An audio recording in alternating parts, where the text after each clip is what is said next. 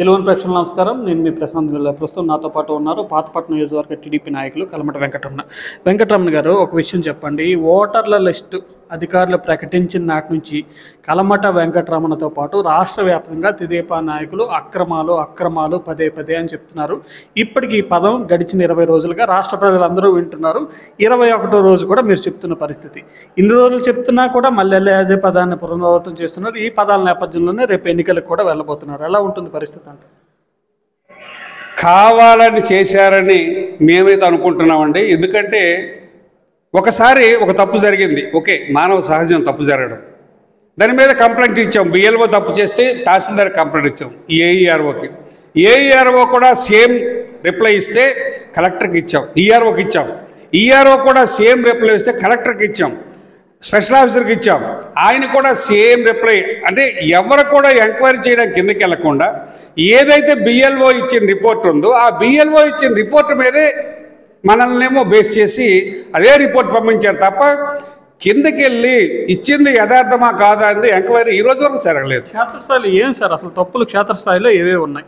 మీకు క్షేత్రస్థాయిలో బిఎల్ఓలుగా ఎవరినైతే అపాయింట్ చేశారో వాళ్ళకి ట్రైనింగ్ ఇవ్వలేదండి. నువ్వు ఇది చెయ్యాలి, ఈ వాటర్ లిస్ట్ తొలగించాలి, డెత్లు తీయాలి, లేకపోతే డబుల్ ఎంట్రీలు తీయాలి, లేకపోతే ఈ ఓటు తీయాలని చెప్పి వాళ్ళకి ట్రైనింగ్ ఇవ్వలేదు.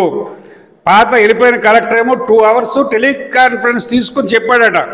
అయ్యా, టెలికాన్ఫరెన్స్ తీసుకుంటే బిఎల్ఓలకు అర్థమవుద్దా? ఆ విషయమే కలెక్టర్కి చెప్పాను నేను స్పెషల్ ఆఫీసర్ మీటింగ్లో. ఆయన శ్యామలరావు గారు వచ్చినప్పుడు చెప్పాను, మీరు ఫోన్లో చెప్తే ఎవరికన్నా అర్థమవుద్ది, అది అర్థం కాదని కూడా చెప్పాను. కానీ ఎవరు పట్టించుకోలేదు. ఈవేళకి తప్పులు రావడానికి పాత కలెక్టర్ గారే ఆయన ట్రైనింగ్ ఇవ్వకపోవడం అనేది పెద్ద తప్పు. ఎన్నికల కమిషన్ కూడా మేము తెలియజేశాం ట్రైనింగ్ ఇవ్వలేదని, ఎవరు పట్టించుకోలేదు.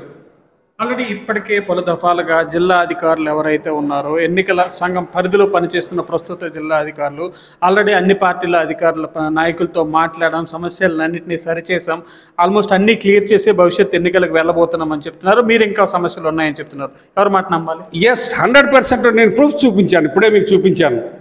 ఒరిస్సా ఓట్లు ఉన్నాయి. ఒరిస్సా ఓట్లు ఊర్లలో ఇల్లు లేకుండా ఓటర్లు ఉన్నారు. అది సాధ్యమా? ఇల్లు లేకపోతే ఓటర్లు ఉంటాడండి? ఇల్లు ఉండాలి కదా, నివాసమే రూపత్రం కదా. ఇల్లు లేకుండా వాళ్ళకి వాటర్ లిస్ట్ ఇచ్చారు, వాటర్లో పేర్లు ఉన్నాయి. అటువంటి మేము కంప్లైంట్ ఇచ్చాం. కంప్లైంట్ ఇచ్చిన 82 ఇస్తే డెత్లో అవన్నీ 42 తీస్తే ఇంకా 41 ఓటు 41 ఉంచారు. మేము చెప్పాం, మీరు వాళ్ళ ఇండ్లు అక్కడ కానీ ఉంటే మీరు వెరిఫై చేయండి.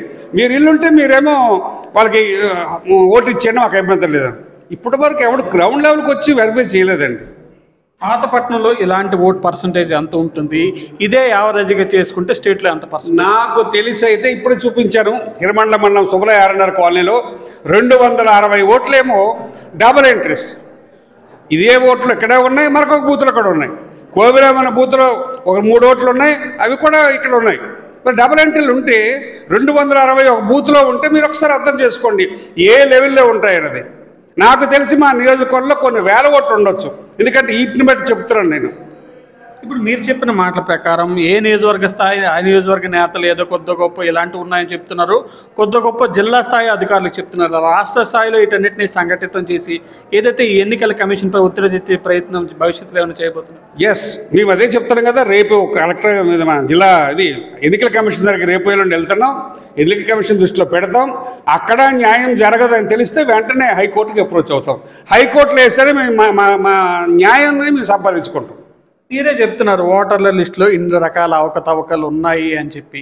ఈ నేపథ్యంలోనే భవిష్యత్ ఎన్నికల గెలుపు పాతపట్నంతో పాటు అట్ ద సేమ్ టైం రాష్ట్రంలో కూడా అధికారంలోకి వస్తామని చెప్తున్నారు.